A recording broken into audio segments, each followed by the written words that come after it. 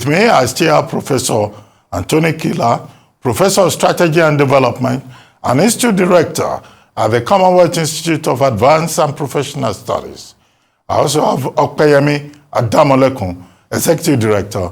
Enough is enough. But for now, I have Professor Kila with me in the studio. Professor Kila, thank you for showing up. Good to be here. Yeah, well, you know, we've had two guests on the program today. Yeah. Dr. Boniface Chizia, who was talking about the cybersecurity levy imposed by the Central Bank of Nigeria in line with the Cybercrime Act of 2024. And now the latest development is that the president is reported to have given a directive that this should be suspended, it should be put on hold, and the concerns that have been, raised by Nigerians, Northern Elders Forum, Budget, Femi Falana, SCN, Nigeria Economic Summit Group, the Labour, the NLC, TUC, SERAP should be addressed. And he gave his perspective on that. And the second issue, of course, was the event at the UN General Assembly on Friday, last Friday, passing a resolution endorsing the membership of Palestine in the United Nations Assembly. And I spoke to Professor Jidofo Adibe, who teaches political science, international relations at the Nasarawa State University. And he had his views, which I'm sure you listened to. But what do you think of these two issues? Well, let us start from the CBN Levy, or the cyber levy, as they've called it. But it emanated from CBN. If you have a child, a child is likely to be linked to the parent. They'll call you the mother of this or the father of that child. So we should try to have good children. This child battered by CBN was not a good child. It's a good thing that it's been suspended. Let's hope it goes forever, or it comes out in other guise. When the news broke about this levy, my first thinking going through it was that it was counterintuitive. Because the country, let's put it this way, it was counterintuitive when it came out. A closer look, I saw that the promulgation, the expression was clumsy, and that it was debilitating for our prospects. So counterintuitive, clumsy, and debilitative is what I would call that levy. It is counterintuitive because a country that is trying to get more people into banking, that is, I heard you use that expression, inclusive banking, to get more people banked, and that is trying to promote digital banking, it doesn't make sense to now charge people for that thing you want people to do. It is in the interest of the CBN, for its monetary policy, it is in the interest of most Nigerians to get more people into bank. There is a lot of time when we talk about the unbanked or getting more people into banking, we tend to focus on the advantage of monetary policy, and we tend to focus on the possibility of monitoring bank accounts. But there is another side of getting more people into banking that we do not talk about. And that is that the countries that have lots of people into banking, it allows them to facilitate things like loan and access to credit as well. And we're not looking at that. If you now tax people for it, they're going to go away from that banking system. They have no incentive. As it is at the moment, it is safer to have your cash because, as Dr. Boniface Chita noted, sometimes the bank don't have the money. So you put your money in the bank, you save it, or you put it in a current account, you can't get it out, then you have to pay, not a levy, a service fee to POS operators, because they are the ones who always have cash when the bank will not have it, when ATM does not work. I think those are the kind of things that the CBN needs to be focusing on, not this one. It is also sort of clumsy in the way it was expressed, its promulgation, because for a few hours, even a couple of days, we were not sure if it was 0.5% or 0.005%. And, those kind of confusion, leaves you to be quite worried on the rigor of those managing affairs. That's not a good thing. We really need to avoid those kind of things.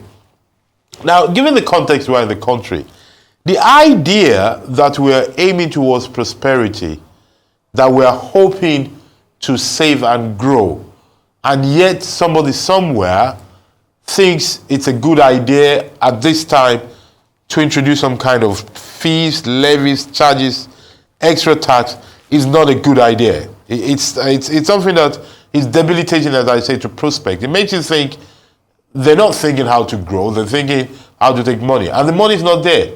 I understand the government needs money, but you have to think of other ways to get it. Even those who would support the idea of reducing the quantity of money in the system as a way to curb inflation, there's a school of thought that thinks that, will agree with me, I'm very sure, that if you reduce the amount of money in circulation with living the same way, the level of production we have, what you're simply going to do is increasing prices. There's nothing, because if there's no money, where you have inelastic demand, people are still going to eat, people are still going to pay for health, they're still going to pay for accommodation and transport, and those are the basic things. A huge amount of the general expenses in this country go for those basic things. Those basic things are inelastic demands. There's something that you can eat less, but you still eat. You can't say, I'll stop eating because there's no money. You can't say you won't pay your landlord. You can't say you won't go to hospital. That is where we spend a huge amount of our money on. So the idea of saying, if you tax people, you release the money in circulation, is going to help, is a fallacy. It doesn't work. The only thing that can help us is if we have more goods and services. So we have to go for growth, not taxing. So I think it's a good thing. It's reported that the president has intervened. Before him, the National Assembly, they woke up to intervene in this. So that's whoever disturbed their sleep has done well for us, because I think they were on holiday for a very long time. Whoever woke them up, this is a good position they've taken, and we must also, give kudos to the president or the presidency for saying no to this one if he has said so. And so I think it's a good thing. Yes, I noticed Dr. Chiza was protecting. He's a banker. He was trying not to touch the central bank, but let us say that the thing emanated from them somehow. They should be part of the blame. Let's be clear about that. Yeah, I get that point. Yes. But I also raised the question about the president's intervention. Yes. I was talking about, the issue is really from the fiscal side, and I was wondering why the CBN will get involved in fiscal matters. Technically, you're very right. It is not the place of the CBN to get involved with it. The CBN gets involved with this one because the CBN is a regulator of bankers, and bankers are the one collecting it. So somehow, whilst we understand that separation of roles, that the CBN should not be doing fiscal issue, which, one of the good things that this new CBN governor has done is his ability to roll back CBN from matters that are not typical of the central bank. But in this case, I understand why it will be coming from them, because they're not writing to people, they're writing to the banks to say the bank needs to be doing it. And so that circular has to come from them. But I think in terms of policy, yes, you're very right. This is a fiscal policy. It's not a monetary policy. I really hope the CBN, I don't know, I hope the magic comes back, because that dollar up and down thing, that leaves one with a bad taste in the mouth. But when the dollar was going well, and we were praising the CBN governor, for the magic it's doing, because economists could not explain what was happening, so it's a magical miracle. We hope that magical miracle comes back. But the good trajectory is that this CBN governor seems to understand that the role of CBN governor is monetary policy, not otherwise. We want the fiscal people to wake up. The people in charge of the fiscal economy, those ones seem to be sleeping as well. Let's hope they wake up. Okay, how about the issues discussed with Professor Adibi? Yes, Palestine, the US solution, implications for the conflict between Israel and Hamas. Well, let us start. You introduced the concept of the two-state solution, which is over, close to 70 years old now. There's no doubt that the two-state solution is what everybody commonsensically feel is the right thing to do. For some reason, it has not been possible to do it. And if we look at it in a sort of very calm way, you will see that the reason why there are no two-state solution cannot be ascribed to one side. At some point, it was the fault of the late Arafat in Palestine. At some point, it was the fault of Israel. So that is where we ought to go to one day. In terms of the admission to the United Nations, I think that is more of a political, sentimental thing. I mean, let's just call it political, sentimental as well. Because in reality, not much will change with the position of the Palestine inside the United Nations. But there are some knock-on effects. For example, the EU recognizes them. It becomes easier to make a case for Palestine in many countries if they're part of the UN. So in a way, they're going to school not to learn, but to use the ID card of their school to do something else, if we can look at it that way. The ramification is mostly outside that building, not inside the building. But I think we must call out some people. It must be said, the case, and you showed some of it, made by some states, including Canada, I'm shocked, that they stood up to say such rubbish. The idea of saying that because Hamas is in Palestine, and some part of Palestine is controlled by a terrorist state, you should not allow Palestine inside the United Nations. I think it's a very lame case. And, you know, man, Canada has a good tradition of diplomacy. That whoever wrote that speech will be looked at. There's something wrong there. Because if you do that, then you should not allow Nigeria back in there. Because at some point, part of Nigeria was controlled by terrorists. It doesn't make sense. There should be bigger cases. There are reasons to say that Palestine is aspirationally a state. It's not a full state. And perhaps this caused the ramification. But as you can see, Ademi was trying to explain something which is a very important thing. The process normally of joining the UN is a top-down approach. You go to United Council, the Security Council. The Security Council then propose to the General Assembly. In this case, it is the General Assembly itself that are saying, we want Palestine. So it's a very political case, and you see politics at triumph. I think the days in which Israel has a monolithic voice are strictly limited.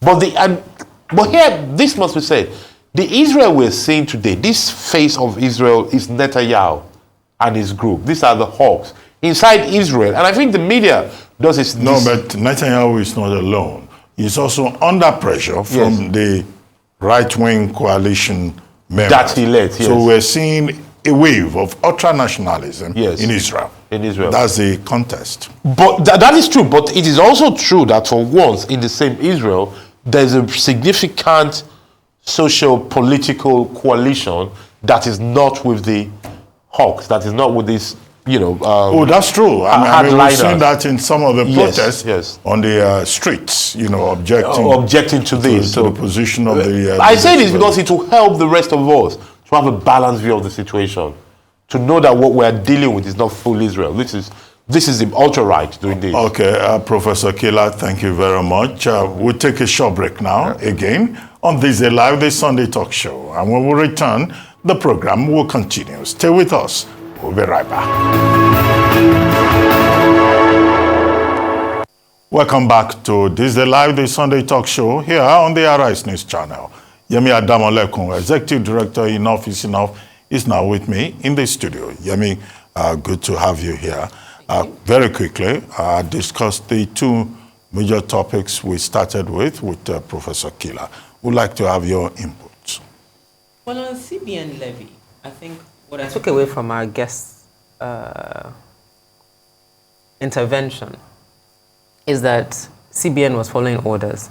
So to blame CBN for kind of issuing the memo, maybe not appropriate. And it's interesting as well that CBN issued the same memo in 2018 that wasn't implemented. And I guess maybe a variety of forces, elections were coming up, Dasuki was still an issue.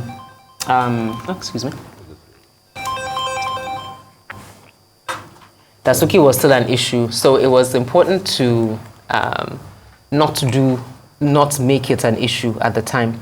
But for this one, I think what's also important is that the president could easily have called the CBN governor into a meeting and just said, I don't think this is appropriate for the country at the moment. I think we need to step it down, blah, blah, blah, blah, blah.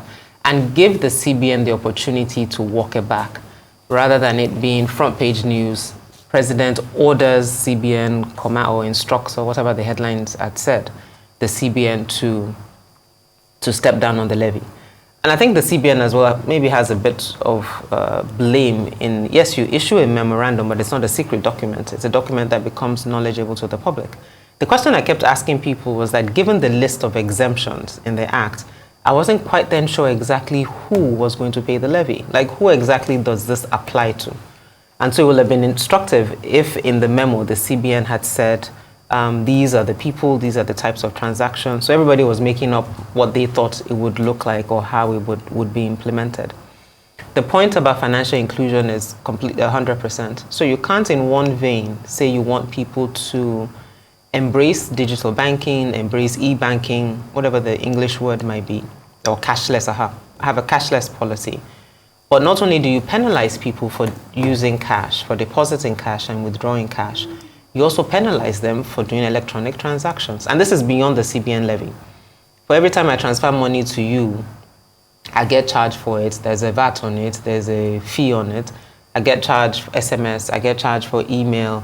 If my money is under my pillow, you're not charging me for SMS, nor email, nor transfer costs. So what really are we saying? And then part of it also is the issue that was raised around even the unavailability of cash, supposedly. But go to any party in Lagos, Abuja, or anywhere in the country really, at any point in time, there will be mint notes for people to spend. And we said that at the back of Bobrisky's issue as well, like penalizing Bobrisky for spraying money or using the naira, or you're not going to the people who make the naira available at such environments, but don't then make it available in markets for people who actually want to use it to buy and sell. So on the whole, there's a problem with the cybercrime levy in and of itself as part of a policy, the Act. There's a problem with the penchant of our National Assembly members to include funds in, like, wherever they see there's a potential for money, there'll be a fund embedded in it because obviously they think they'll benefit from however that fund gets collected or administered. And then thirdly, obviously, the CBN's memo, the interpretation or misinterpretation, as the case may be, the lack of clarity. And then lastly, just the environment of, in a sense, punishing citizens for being citizens of the Federal Republic.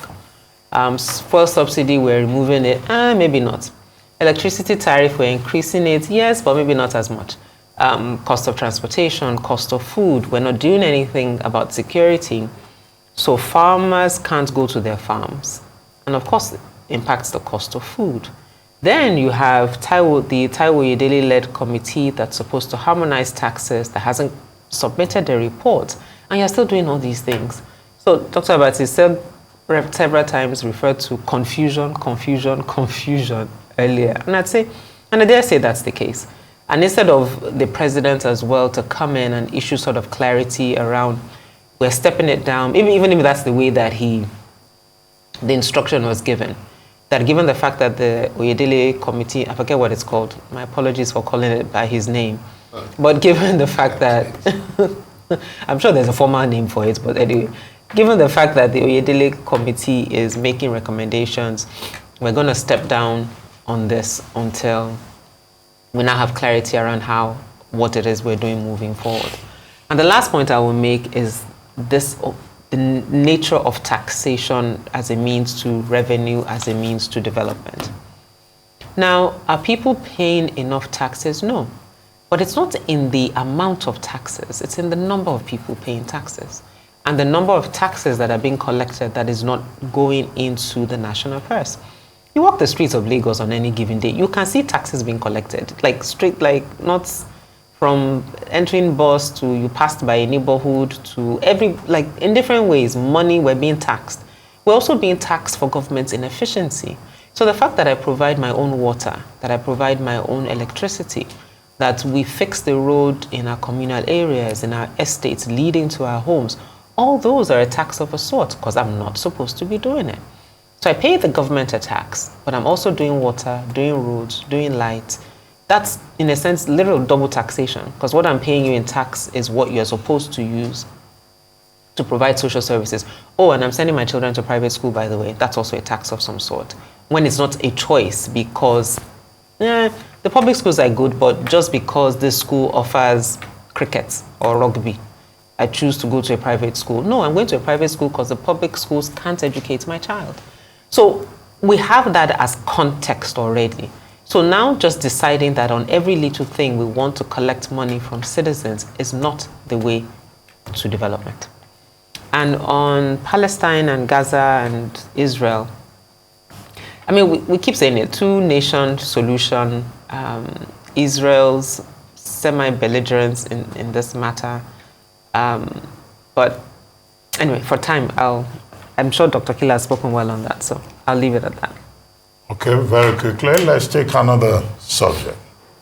A report by Media Rights Agenda has claimed that in the period between May 2023 and April 2024, there have been at least 45 attacks on journalists and media houses. This forms the nucleus of a series of data detailing alarming statistics on the state of media freedom in Nigeria during President Bola Tinubu's first year in office. In commemoration of the World Press Freedom Day 2024, Media Rights Agenda, the International Press Center, Global Rights Group, and the Center for Media and Society expressed concern over the consistent attacks on journalists in Nigeria and called on President Tinubu to prioritize the safety of journalists to ensure freedom of press as embodied within the tenets of the Constitution. MRE's Executive Director Ideten Ujo said, and I quote, "The trend of violence and intimidation against journalists within the period under review manifested in arbitrary arrests, detentions, kidnappings, threats, battery, and even fatal attacks." He added that victims of these assaults include both male and female journalists, as well as media houses targeted for invasion. End of quote. Well, Yemi Adamolekun, you are the enough is enough, madam, on this table. Can you please help tell government that attacks on journalists, on the freedom of speech and expression, enough is enough? I couldn't say it. I couldn't have said it better. Really, and I think that's a good way to really summarize it. We started last week talking about it on the back of Daniel Juku's illegal arrest and illegal detention. Daniel was released on Friday, thankfully, after there was a protest on Thursday, where the police officer that came out to address the crowd said, you didn't need to have come. We're on top of the matter. We're like, really? On top of which matter? Today is a Sunday, but as of Friday when he was released, he hadn't been charged with any offense. So you pick up a journalist because he purportedly wrote a story that somebody wasn't happy with, which is fine. Everybody has their rights to challenge defamation of character, defamation of name, falsehood, whatever the case might be. But the fact that someone then writes a petition does not now give the police the right to pick you up and keep you indefinitely. Now, it supposes that if we didn't find him and didn't know he was with the police and started responding and acting and speaking about it, Daniel would either still be in police custody or some harm might have come to him. There's Dadiata that we believe was picked up by security services from his house in Kano, and this is now going on, I want to say 4 or 5 years. There's a gentleman that Dr. Abati mentioned on the show last week that's also been in custody for 5 years. Now, it's not that journalists are infallible. And yes, I'm on a media platform and I recognize that. It's not to say that journalists are infallible, number one. Number two, it's not to say that everyone who calls themselves a journalist understands the ethics of the profession, because they're not trained in the profession in a sense. Anybody that has an iPad, internet access, and the ability to write can turn themselves into a journalist, create a platform, and write stories. Some might be true, some might be a mix of falsehood and truth, some might be outright falsehoods. I recognize that and I understand that. But the way to respond to that is not now to violate their rights, harm them, I dare say, in some cases almost kill them. The way to do that is to charge them to court because you have a clear case. This person has lied. Charge them to court, and because in most cases you are officers of government, then the judiciary will in most cases actually work quite swiftly, I might say. Charge them to court and ensure they get punished for the offense you've claimed that they committed. But the issue really for me now is not necessarily, it's not even about necessarily journalists or stories or things of that nature, but really the Nigeria police. The Nigeria police continues to show and continues to demonstrate that the laws of the Federal Republic of Nigeria, be it the Constitution or other laws that protect the rights of citizens, don't apply to it. Is why the police will consistently tell you, I will kill you, and nothing will happen. Because they've seen it happen over and over where things have happened that they know were illegal, that they know they should not have done, and there were no consequences. And as I said last week, when there are no consequences for bad behavior, there is no incentive for them to stop. So the issue, we talked about last week about the president being a stakeholder in the media space, TV, radio, newspaper. Apparently, the Minister of Communication also is a stakeholder in the media space, owning a newspaper. So if those two stakeholders don't really care what's happening in their space, that's a bit of a problem. And so I'm trying to just parse the issues in two ways. One that directly affects media and journalists, which is kind of the broad heading of this story, and why the president and the Minister of Information need to be concerned. But then more generally, as a nation, the role of the police that thinks it's above the law and continues to violate the rights of citizens. Professor Kila? Well, I think the words used by the executive director of the association, MRA, are shocking, kidnap, harassment. Yep. That's another way of saying fascism. Fatal attack. Yeah. Fatal attack. I mean, that's another way of saying fascism. I must confess, you'll accuse, it's a bad coincidence. You'll accuse the people in the administration of everything, but not that kind of fascist kind of thing against the press. The general idea is that they might cajole them, they might persuade them, they might turn them to, ecosystem through other means, not through violence. So that's a very sad coincidence and it's coming to, I want people in the presidency to take note of it because it's going to come up again as part of the 1 year anniversary to say in 1 year, over 45 of this kind of accidents happen. That's almost one a week. There are 52 days in a week. If you take away Christmas, Sabbath, no, we don't do Sabbath yet. Christmas, Easter and Ramadan Salah. And something like that, and Salah, and that means every working week. Yeah. That was exactly an incident. That's a terrible thing. I think the presidency needs to take note of this and say, no, we can't continue this way. This is bad optics for us. But I also think that the media itself needs to be stronger on this itself. I think the Guild of Editors, Union of Journalists, League of Columnists, all the bodies of the media, I think they need to take a very clear, consistent stand on this. I think they need to, at some point, call a stakeholders meeting and say, how do we address this issue? There is no need for any big law. This idea of saying, when the media writes or broadcasts, something might be true, something might be false. No, that's not acceptable. The rule of thou shalt not lie is something that is sacrosanct. If you go on here or you write with your pen or your laptop these days and you say something that is not true, you're liable for it. Yeah. But the way to be prosecuted is not through harassment, it's not through kidnap. It's to be charged to court, prosecuted, fined, and jailed if possible. And here's the difference.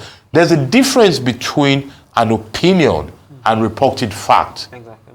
And it is important that people should learn that very seriously, very quickly, to know that, ask ourselves, are you expressing an opinion or are you reporting a fact? And maybe it will force us to learn to use what. I am for very strict and, if you want, harsh punishment for people who go to public to lie. But I'm also for allowing opinion, but I think the way to dish out those punishments is to go through the right procedure, to make it clear, swift, transparent to everybody that the man said, I have 2 telephones, but I have 1. He has lied. And I think we need to see the service or the product of the media the way we see other artisans or dentists. If you ask for a carpenter to do a chair for you or a table, and the table is not balanced, you know that they've not done their job well. The role of the media is to provide precise information, and when they fall short of that, I think there should be consequence. But the consequence should not be through this fascist way. It should be due process. Somebody say you've done something wrong, go to court or go to somewhere. Even self-regulation. I think it might be good for the Union of Journalists and the Guild of Proprietors of media houses to have a kind of ombudsman or some kind of council where you report to them, and within 48 hours or a few hours. An ombudsman body already exists. We need to wake it up. Is it sleeping? It's awake. It's chaired by Mr. Eluem Emeka Izeze, and the other members are very distinguished. They're very distinguished. Journalists. They're your friends. The other issues. That's why you're saying so. No, it's not. No, but in fairness, it also might be a function of awareness. So there's one thing for an ombudsman body to exist. There's another issue of citizens to know that it exists, so that if there is an issue, they know who to report. Oh no, these people, the people who can do fascism know they exist. Let Dr. Badi say his thing so I can accuse him of. One of the things being recommended by Dayton Ojo, who has been in this space for decades, is that there should be specific legislation to protect journalists. But what other specific legislation do we need? Exactly. Beyond Section 22 of the 1999 Constitution. That states very clearly. Section 39 and Article 19, which is the Universal Declaration of Human Rights on freedom of information. I think, media freedom is essentially about governance. It's part of the complexus of the challenge of media freedom and good governance. Anyway, let's go to Chad, where we seem to already have an interesting development in terms of a likely emergence of dynasty politics, which has interim President Mahamat Idris Deby been declared the winner of the May 6th presidential election, with over 61% of the vote. Now, that's according to the country's state election body. This comes as Deby's main challenger, Success Masra, declared himself the winner, alleging vote rigging. Charles Junta, following the footsteps of other coup countries, has returned to constitutional rule through the ballot box. However, opposition parties have raised concerns over the fairness of the election. Tensions are high in the capital in N'Djamena, with heavy security presence ahead of the results announcement.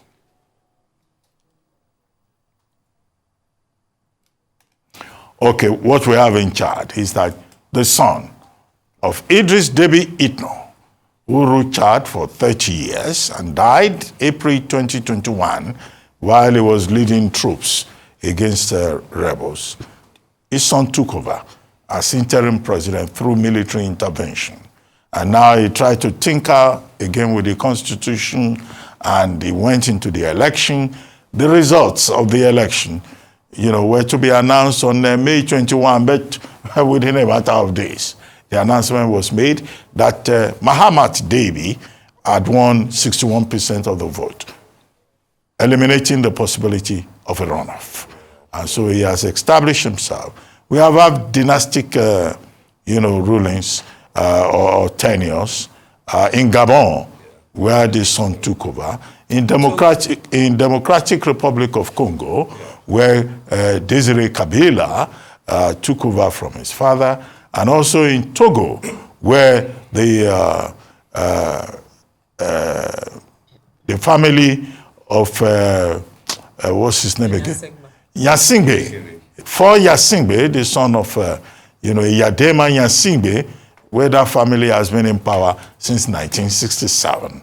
What does it say about the governance process in Africa, about democratic consolidation in Africa, and where is ECOWAS in all of this, particularly within West Africa? ECOWAS is a toothless lion, is it a toothless dog? ECOWAS is a decoration that does not fit the room and that needs to be looked at. A few months ago, the former president, Chief Olusegun Obasanjo, was in a colloquium where they were arguing that Africa should develop its own kind of democracy because the Western democracy that we're practicing does not work for us. I disagreed vehemently then. And the reason, General Obasanjo is not somebody I disagree with happily. The reason why I disagree was that I said, let us first see what we are practicing here. And I agree that what we are practicing so far is not democracy, before we say democracy does not fit us. But there's one point I agree with, and that is that perhaps in Africa we need to make a peculiar addendum modification to our democracy. Let me give you context. By nature or by history, by our culture, we're not Republicans. Africans are not Republicans, contrary to some myth that is said. You know, we come from a long culture, centuries of deference to age, deference to title, deference to gender, and those kind of things. You know, at best, That's why you are a high chief. that's at some point we have a kind of babaism, you know, rather than pure politics. In the spirit of republicanism, one thing we can do is to put a law, a comma, a spirit somewhere in our democracy, some kind of anti-nepotism thing. Something that says, if your father or husband has occupied a role, maybe for that generation you're sorted. Don't go passing it on, because this idea, and people should, and I think it's the fault of the elites that allow it. It's not the people, because this idea that you come together, form a political party or form a movement, somebody gets there, then after him, he puts his child, or he puts his nephew, he puts something. It's something that is a kick in the face of the Republican spirit. And I think if we understand that we really have an issue adapting to republicanism, it might be good to have that kind of, what is it called, positive law, a proactive discrimination to protect other people. Yemi. I do agree, and I think it's one of the things that when we talk about how we practice democracy or how citizens engage democracy, that we can't say it out of the context of culture that refers to age, title, position, or even religion, that almost absolves people of the personal responsibility. And so, and then I think another layer of that is that we have not been intentional about teaching people what it means to be in a democracy. So people cannot demand for what they don't know is theirs. And so if you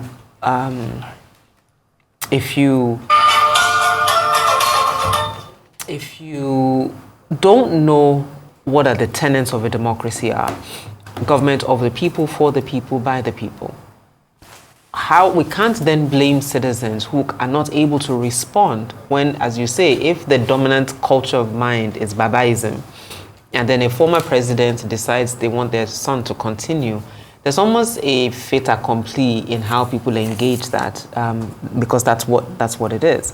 Now, if we go back to what happened in Senegal, and I keep going back to that because at least in what has happened in the sub-region, we have that as a marker of people who actually understood what it meant for them to be in a democracy and the power accorded to them to push back. So, and I was saying on a platform earlier today that you see the National Orientation Agency, who has the mandate to educate citizens, to teach them about the Constitution, teach them about their rights and responsibilities, let them know the values and the ethics of the country, blah, blah, blah. What the NOA is doing at the moment is become more or less a government mouthpiece. So they're issuing newsletters that all it talks about is what the government is doing. That, as I say, it's a bit of information and propaganda, because not everything, it's skewed obviously to favor what government looks like. But with an office that has a presence in all 774 local governments, there's a lot more they could be doing in terms of citizen engagement. But I don't believe in the fact that educating citizens and empowering citizens is the way our governance structure is designed. So to your point, the same people that will not put in that clause that say nepotism is not allowed are the same ones that are not interested in educating citizens on their rights and responsibilities. And therein lies the fundamental problem. So it's not an error, it's an intention. That's what I believe. I believe that's it's an intention. And that is why the NOA, because really, people expect too much from the NOA, I must say. The NOA is structured in its way to be a mouthpiece of government. It is not an independent constitutional body. If you want to educate people into citizenry, you need to go to your church, your school, mosque and family, and your clubs to see it. The education to citizenry is not in the benefit of the government of the day. It is the benefit of those who want to defend the Constitution. In theory, maybe the House of Assembly, but in practice, even those ones are not, very up to it. So it is something we need to do ourselves, to look at it. Maybe we need thinkers who could get together and say, for this country to work, let us also think of citizenry awareness. Let us think of nepotism. Let us think of merit. But beyond the allegations of corruption, election rigging, dynastic self-imposition, is there something to be said about the example of Chad, where you had military intervention, and now a decision has been taken to have democratic rule, even if it is just a question of the same man, who's getting back, at least the process, perpetrating himself in office. And I think it's, okay, the military didn't want to stay, which is good. But I think to your point, is this, a democracy is not elections, and elections don't make a democracy. But that's what we've seemed to have convinced ourselves of the continent. So, and I think unfortunately it's also the way Western countries kind of hyped the notion of quote unquote elections. So once an African country did elections and it was fine, there's a clap that yes, they're democratic. But no, a democracy is not about elections. So the fact that Chad decided to go this route, I mean, there are enough examples on the continent that all you want is elections. No problem, we can give you that. We'll give you elections, but continue to rule. As if we might as well be ruling. There's a joke of somebody who says, you want election, you get it. You want to be free and fair as well. Now you're greedy. We'll give you one. Election, fine. But don't come and say you want it free. Or do you want it free or fair? Which one do you want? But to just land on your points, though, then I think then we need to be honest about ourselves in when we say democracy is not working on the continent. We're not practicing democracy. What are we practicing? So if we want to evaluate democracy on the continent, let's decide we want to practice it, and let's do the work. And let's do the work. Okay, let's take our last topic of the day. The Rivers State High Court, presided over by Justice Charles Wali, has restrained 25 members of the Rivers State House of Assembly, loyal to the Minister of the Federal Capital Territory, Chief Nyesom Wike, from parading themselves as members of the legislative body. Few hours after the court ruling against the Martin Amewule-led faction of the House, heavy police presence was noticed around the entrance gates of the assembly quarters on Aba Road, Port Harcourt, the state capital. It was reported that the pro-Wike faction had allegedly mobilized the policemen to their 3 access gates to stop Governor Siminalayi Fubara from accessing the facility. The governor, Siminalayi Fubara, had the day before visited the state assembly quarters with speculations rife that he may be considering to renovate the facility. In the meantime, Governor Fubara has ordered an immediate relocation of all Rivers State House of Assembly legislative business to Government House in Port Harcourt. The relocation order was contained in the state's official gazette, executive order of the Rivers State government. The order came about 24 hours after Victor Okojumbo, a lawmaker loyal to the governor, emerged as a new factional Speaker of the House of Assembly in the wake of an order by a state high court restraining the pro-Wike Speaker and 24 other lawmakers from parading themselves as members of the legislative body. Rivers State, House of Commotion. One day, one trouble. We thought the problem had been resolved, but apparently, the gladiators are back to the trenches, and the prospects are even more disturbing this time around. Professor Kila. When most people thought the problem was resolved, some of us knew it was not resolved. I mean, that was that is a false solution and illusion to think those meetings had solved the problem. But one thing that needs to be said is this, and needs to be said very clearly, that what is happening in Rivers State is a show of shame. It's a besmirch, it's a foul smell to the essence of a modern state. Because if you look at what is going on, they're talking about people, legislators loyal to the governor, legislators loyal to the minister. That really kills the spirit of legislators who ought to be loyal, dedicated to their constituents. And the law. And the law. Their constituents and the law. And the fact that they're getting in police, judges that say they shouldn't parade themselves. Who are these people? Are they thugs? Who are they barbarians? But more importantly, the people of Rivers State need to get angry. Yeah. They need to look at themselves and say, are these the people representing us? You know, there's a song of Ziggy Marley. It's the same problem you just Luke said. is dancing.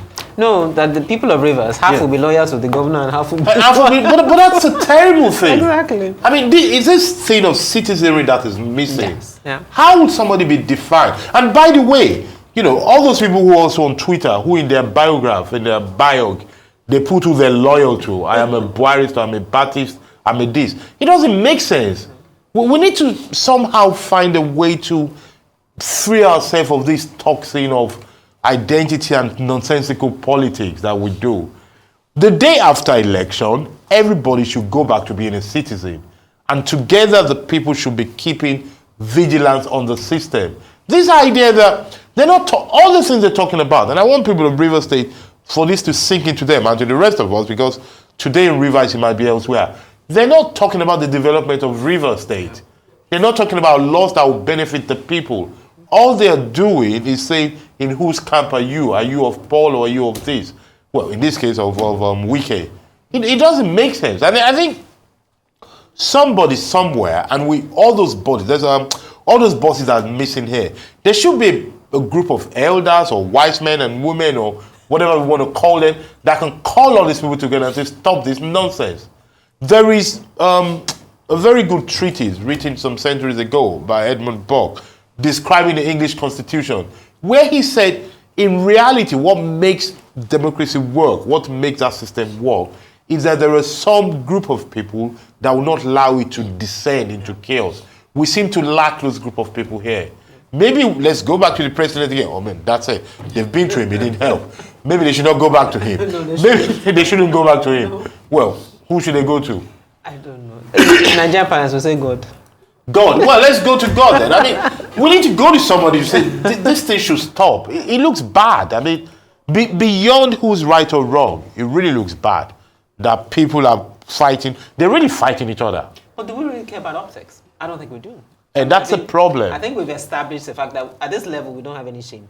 Yeah. Anybody will do anything, drag anything, say anything, because again, there are no consequences. And people who are shameless are dangerous people. That's it. There you go. Okay, because you can't call them to order. At this point, we're not ending the program yet. The Duke of Success and the Duchess of Success, they've been visiting Nigeria. Okay, let them not go to River State. 10th anniversary of the Invictus Games, established by Prince Harry in 2014, after his return from his tour of duty in Afghanistan. And he's been in London celebrating the 10th anniversary. And he's been in Nigeria on a 3-day visit. And we've been following that for the past 2 days. He's the guest of the Chief of Defense Staff, General Christopher Musa. And, you know, we've seen some of the activities. He has visited schools. He has visited military hospitals.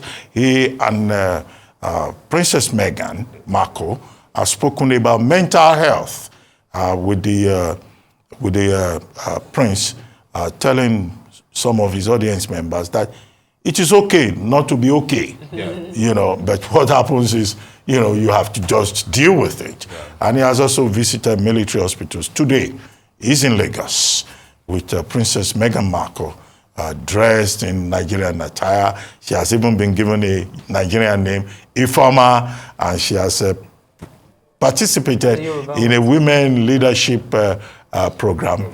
Both of them have visited Kaduna. So far, an excellent, you know, well-organized visit and very inspirational, you know, to the audiences that they have met. At this moment, they are at the Polo Ground here in Lagos, you know, also supporting an event, which is important. And we have a Nigerian group, Nigeria Unconquerable, that is affiliated to the Invictus. So we welcome, you know, Prince Harry and Princess Meghan to Nigeria, the Duke and the Duchess of Success. If we may just go back to that event before we wrap up this program. Okay, well, your thoughts on this very important visit. It's not a royal visit, but it has its own symbolism, its own relevance. Yes. I mean, they're two popular personalities, you know, like a lot of them. So it's good that they're, you know, lending their faces and voice to this, where people are willing to listen to them. And I think it's a good. Yemi and I will be joining them later at the event. No, we won't. They're talking about the mental health. I think we have enough mental cases in Nigeria. We know very well that it's okay not to be okay. I think what we should ask the priest and the Dutch and the Duke and the Duchess to do for us is perhaps to talk of the solution to the mental case we have here, because the idea of it's okay not to be okay is very clear in Nigeria. It is the very poor ones that are feeling not okay. Nigeria is one big asylum where people are just going, especially the ones in suits. So sometimes, hello, what are the ones in Captain? what are the captains? Everybody, we have enough everywhere. It's a solution we need to look for. But jokes apart, it's a good thing. The mental issue is a serious matter.